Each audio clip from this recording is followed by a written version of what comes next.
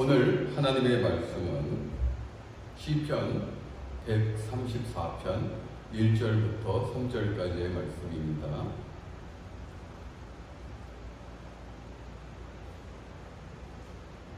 말씀을 함께 봉독하겠습니다. 보라, 밤에 여호와의 성전에 서 있는 여호와의 모든 종들아, 여호와를 송축하라. 성소를 향하여 너희 손을 들고 여호와를 송축하라. 천지를 지으신 여호와께서 시온에서 너에게 복을 주실지어다. 아멘. 사랑하는 성도 여러분, 우리가 지금 예배드리는 시간은 낮입니다. 그런데 낮은 영원한 것이 아니라 낮이 지나면 분명히 저녁이 오고 밤을 맞이하게 됩니다. 사랑하는 성도 여러분, 물리적으로 우리는 낮과 밤을 지내게 되는데 우리 인생들에서, 영혼들에서도 분명히 낮과 밤이 있다는 것입니다. 낮은 밝고 역동적이지만 밤은 어둡고 부정적입니다. 그러므로 이것을 우리 인생에 대입해 보면 낮은 우리가 아름다운 그 시절, 밝은 시절, 역동적으로 살아가는 시절을 우리는 생각해 볼 수가 있습니다. 꽃길만 걷는 시절이겠죠. 하지만 밤이 되면 어떻습니까? 꽃길만 걷습니까? 인생의 가시밭길을 우리는 고통스럽게 걸어가야 됩니다. 인생 누구는, 모든 사람들은 영혼의 어두운 밤이 존재하게 된다는 것입니다. 사랑하는 여러분, 우리는 한 위대한 음악가를 통해서 그 인생도 결국 낮만 있었는지 아니면 영혼의 어두운 밤이 있었는지 우리는 살펴보기를 원합니다. 사랑하는 여러분, 위대한 음악가 한 분을 떠올리자면 누구를 여러분들은 떠올리시겠습니까? 네? 베토벤. 베토벤도 위대한 음악가 중에 하나죠. 근데 전혀 설교자와 부합하지 못하는 베토벤, 저도 좋아하죠. 위대한 음악가입니다. 너무 좋아하죠.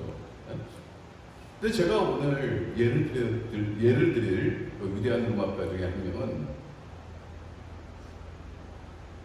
울프강 아마데우스 모차르트입니다. 음악가 하면 그냥 울프강 아마데우스 모차르트, 영화도 있지 않습니까? 그런데요, 이 모차르트가 결국 영화만 누리면서 인생을 마감했을까? 여러분, 모차르트의 마지막 곡이 무엇인지 아십니까? 레퀴엠이라는 곡입니다.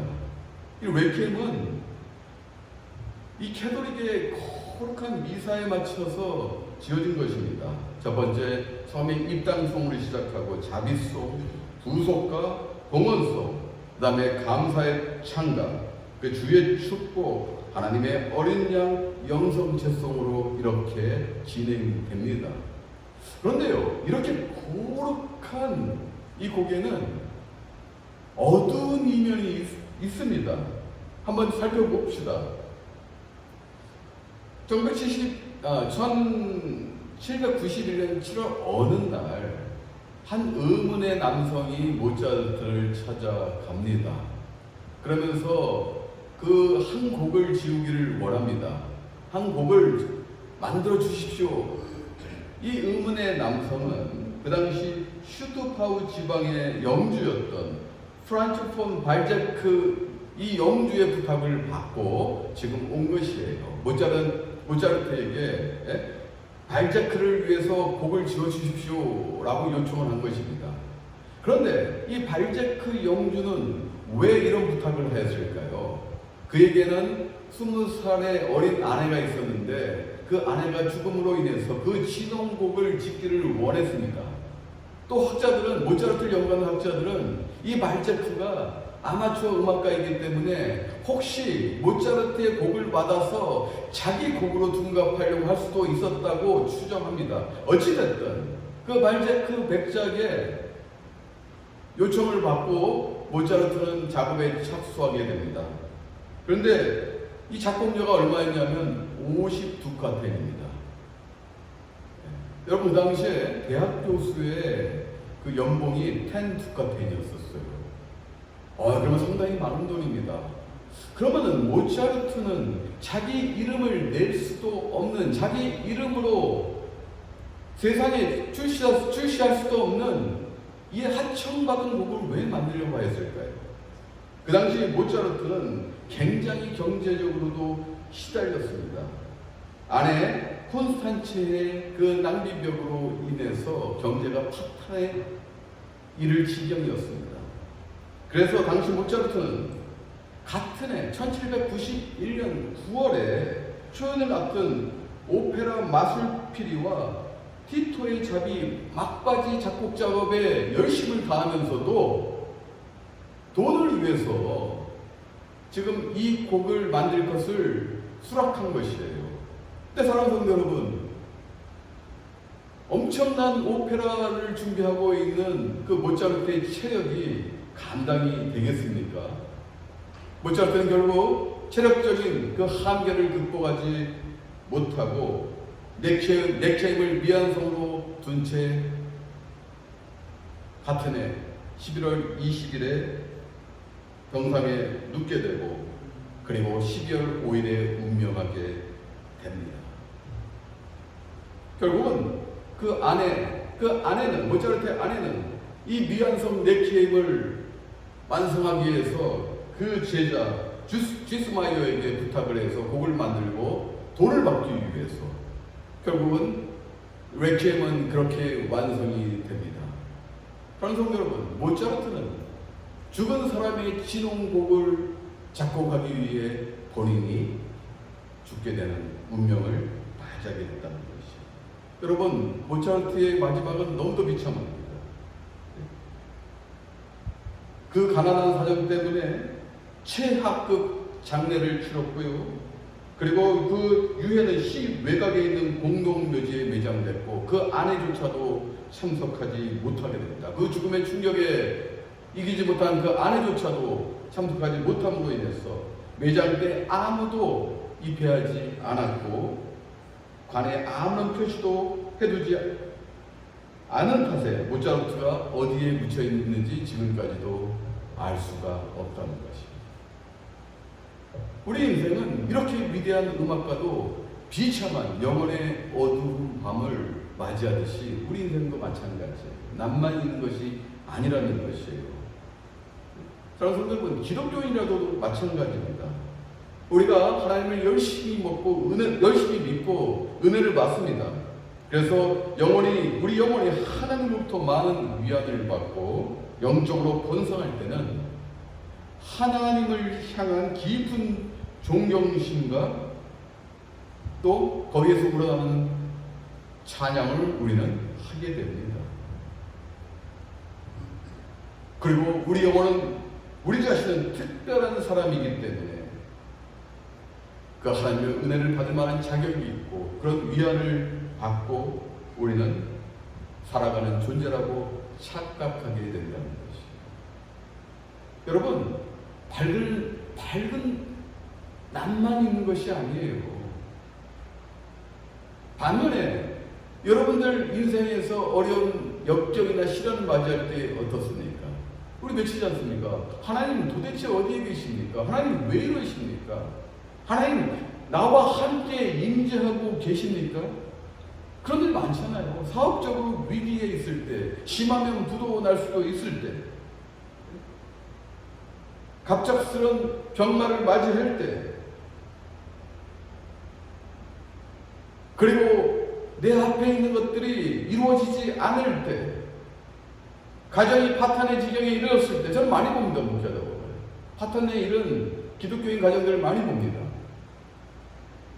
그럴 때 도대체 하나님이 어디에 계십니까? 라고 원망하는 사람도 나는 많이 봤습니다. 그런데 사랑하는 성도 여러분, 우리는 하나님의 부재를 통해서도 임재를 봐야 된다는 것이에요. 우리가 하나님의 임재만을 원할 때, 우리는 그 축복만을 원할 때, 우리는 영혼의 어두운 밤이 왔을 때, 감각적으로 메마르고 우리 육체가 고통스럽고 정신적으로 비참할 때, 그 하나님의 부재를 느낄 때도 여러분들은 그 하나님의 임재를 봐야 된다는 것입니다.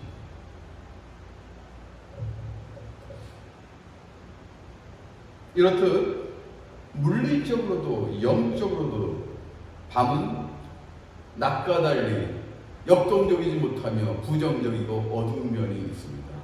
오늘 본문으로 우리가 들어가는데, 오늘 성경의 본문에서 우리가 주목할 것은 1절의 밤에입니다. 오늘 시편 134편은 성지 순례자들이 성전으로 향하는 그런 노래입니다. 성지 순례자들이 먼 길을 이제는 헤치고 이제는 성전에 올라갑니다. 지온산에 있는 그 하나님의 임재가 있는, 하나님의 언약궤가 있는, 임재의 상징이 있는 언약궤가 있는 그 성소를 향해 이제는 성지 순례자들이 나아갑니다. 그런데요, 오늘 시편 134편 1절 말씀 보면 보라! 감탄스러운 거예요. 보라! 성지 순례자는 보라!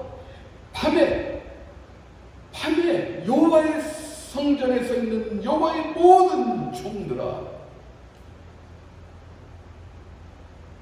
여러분, 밤에 일하는 거 쉽습니까? 어렵습니까? 저도 군대에 있을 때 밤에 당직 하사 쓴 적이 있습니다. 이제 고참 말년 병장이라든지 분대장이 되면은 당직 하사 씁니다.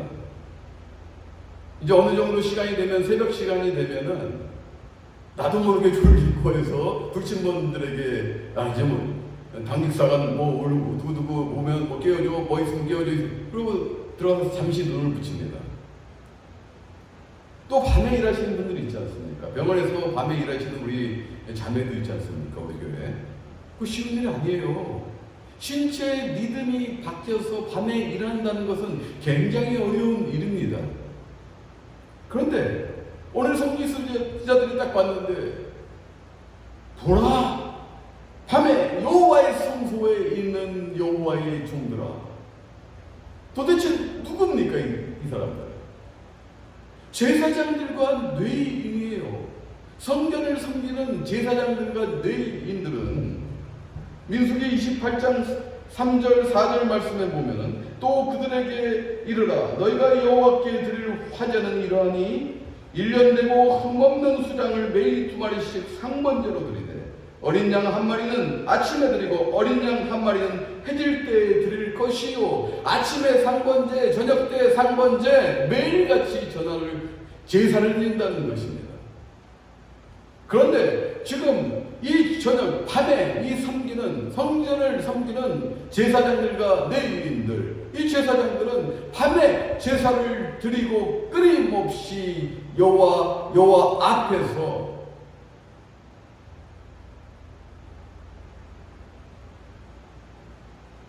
성소를 지키고 있다는 것입니다. 또 출애굽기 27장 21절 말씀 보면, 아론과 그의 아들들로 그막한 증거기 앞 휘장바퀴에서 저녁부터 아침까지 항상 여호와 앞에 그 등불을 보살피게 하라. 이는 이스라엘 자손이 대대로 지킬 규례이니라. 여러분, 지성소에는요 하나님의 언약궤가 있습니다. 그리고 휘장이 있습니다. 그 휘장 너머로 성소가 있는데 거기는 등잔대가 있습니다. 그런데 이 등잔대의 불은 24시간 꺼지면 안 되는 것이에요. 밖에 있는 성전들에 있는 제단 불뿐만 아니라 이 제사장들은 이 등잔대의 불을 꺼뜨리면 안 돼요. 그렇기 때문에 밤에도 성소를 지키면서 등잔불이 꺼지는지 안 꺼지는지 늘 점검해야 된다는 것입니다. 그리고 레위인들은 제사장들 도와서 성소를 지키는 것입니다. 성전을 봉사하는 것입니다. 찬양자분들은 그 골방에서 기도하면서 제사에 맞춰서 찬양 사역을 합니다. 바스꾼들은 맡은 임무에 따라서 성전을 지킵니다. 바스꾼 대장은 성전을 돌아다니면서 순찰을 합니다. 밤에도 성전을 지키는 제사장들과 이 레위인들, 성전 순례자들은 그들을 보면서 오늘 뭐라고 얘기합니까? 밤에 여호와의 성전에 서 있는 여호와의 모든 종들아 여호와를 송축하라. 여러분, 송축하라는 의미는 당연히 찬양하라와 같은 뜻으로 우리가 여길 수 있습니다. 그런데 여기에는 이 송축하라는 이 뜻은 원어를 보게 되면은 무릎을 꿇다라는 의미도 있습니다. 그걸 내포하고 있다는 거예요. 여러분, 무릎을 꿇는다는 것이 무엇입니까? 여러분 함부로 무릎 꿇습니까? 아니죠. 나보다 위대하고 거룩한 주인 앞에서 우리가 무릎을 꿇지, 나보다 하찮은, 나와 동등하거나 하찮은 사람 앞에서 무릎 꿇습니까? 아니에요. 그러므로서 보라, 밤에 여호와의 성전에 서 있는 여호와의 모든 종들아, 이 작은 이스라엘을 지금도 능력으로 이끄시는, 언약을 주시는 그 놀라우시고 위대하신 거룩하신 그 여호와를 송축하라. 우리를 이끄신 여호와를 송축하라. 이 성전에서 축복 주시는 여호와를 송축하라. 이 축복의 장소인 성전을 지키는 여호와의 종들아, 그 하나님의 은혜를 잊지 말고 송축하라. 무릎 꿇고 2절 말씀 보게 되면은 성소를 향해 너희 손을 들고, 두 손을 들고 여호와를 송축하라. 그냥 찬양하라가 아닙니다. 온 마음과 정성을 다해서, 여러분 손을 드는 건 무엇입니까? 찬양과 기도의 자세 아닙니까? 진심으로 정성으로 너희 모든 영혼을 다해서 여호와를 송축하라는 거예요. 사랑하는 성도 여러분, 이 본문 가지고 19세기에 명설교가 스펄전 목사님은 이렇게 해석을 합니다. 여호와를 올바르게 생각하고 그분에 가하여 정당하게 말하라. 경외함으로 그분을 받들고 사랑을 가지고 그분께 가까이 가며, 제가 이 부분 때문에 너무 지금 강조하고 싶어서 갖고 왔어요. 그 다음 잘 보세요. 열렬히 그분을 기뻐하라. 그냥 기뻐하는 것이 아니라 열렬히 감격스럽게 여러분 영혼 전체를 다하여 여호와를 기뻐하라.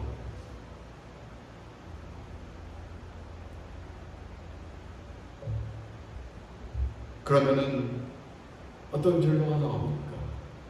3절 말씀 보게 되면 천지를 지으신 여호와께서 온 우주 만물을 지으시고 지금도 감찰하시고 주관하시고 역동적으로 이끌어 가시는, 진행하시는 여호와께서 시온에서 그 축복의 장소에서 너에게 복을 주실지어다.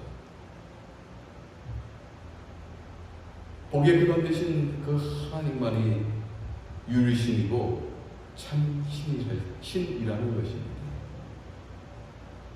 참 이 시편 보면 너무나 은혜가 돼요. 3절에 불과한 길지 않은 시편이지만 성전을 향해 성지 순례를 가는, 그리고 성전에 도착한 자의 감격스러운 찬양 촉구예요. 여호와의 집에 서 있는 여호와의 종들아, 밤을 지키는 여호와의 종들아, 여호와를 송축하라. 그리고 그 성지 순례자를 맞이하는 제사장과 레위인들은 천지를 지으신 여호와께서 시온에서 너에게 복을 줄지어다. 서로 화답하면서 결국 여호와를 찬송하는, 찬양하는, 송축하는 모든 이들에게 하나님께서 복을 내려주실 것이라는 놀라운 믿음의 선포입니다. 사랑하는 성도 여러분, 여러분들은 이렇게 여호와를 송축하실 수 있습니까? 오늘 주일 여러분들은 교회에 나오셨습니다. 어떤 마음으로 교회에 나오셨습니까? 오늘 이 예배 가운데 정말 참된 그 하나님의 놀라운 축복을 원하십니까? 그러면 여러분 온 마음과 정성 다해 하나님 앞에 나아가시고 겸손히 무릎 꿇고 두 손 들고 기쁨으로 송축하십시오. 다른 거 필요 없습니다. 다윗도 하나님을 송축할 때 그가 옷이 흘러내린 것을 알지 못하고, 물론 알 수도 있겠지만 개의치 않고 하나님을 향해 두 손 들고 송축하였다는 것입니다.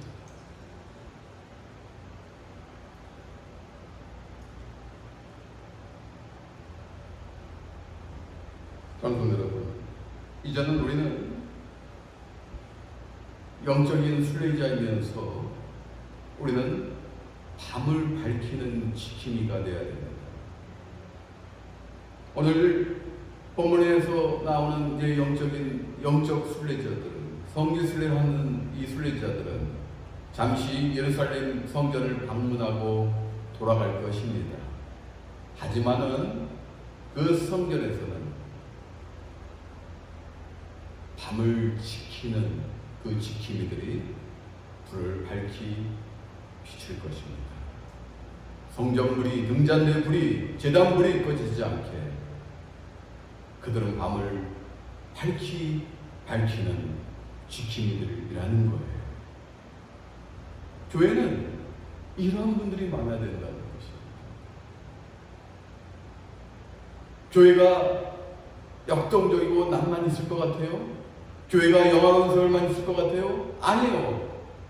교회도 유기체입니다. 이 신약시대에 하나님의 보혈의 공로로 세워진 신앙의 유기체예요.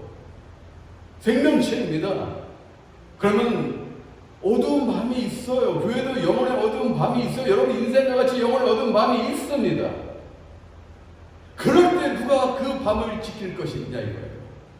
그럴 때 그 영혼의 어두운 밤에 하나님을 원망하는 것이라 감각적으로 메마르고 정신적으로 비참한 그 시간에도 하나님의 구제를 느끼면서도, 그러나 하나님의 인재를 믿음으로 믿고 그 영혼의 밤, 그 어두운 밤을 밝히는 지킴이들이 많아야지 교회는 성장하고 부흥합니다. 저는 가장 소중한 것이 지킴이에요. 정말 소중합니다. 여러분들 인생에서 가장 중요한 것 중에 하나가 여러분들 자리를 지키는 거예요. 들쑥날쑥해서는 안 되는 거예요. 신앙도 마찬가지예요. 내가 주 안에서, 하나님 안에서, 내가 하나님 앞에서 내 자리를 지키겠습니다.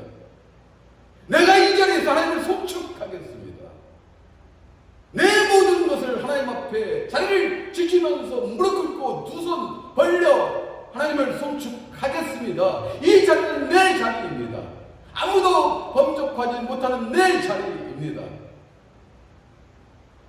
그러므로 나는 영원히 하나님 안에서 하나님이 주시는 놀라운 은혜와 그 사랑과 그 축복에 영원히 거할 것입니다. 사랑하는 여러분, 이러한 믿음이 있어야 됩니다. 그럼 여러분 인생에서도 분명히 영혼의 어두운 밤이 존재하고 그것을 맞이하게 될 때 여러분들은 그 험난한 밤을 걸어갈 수 있습니다.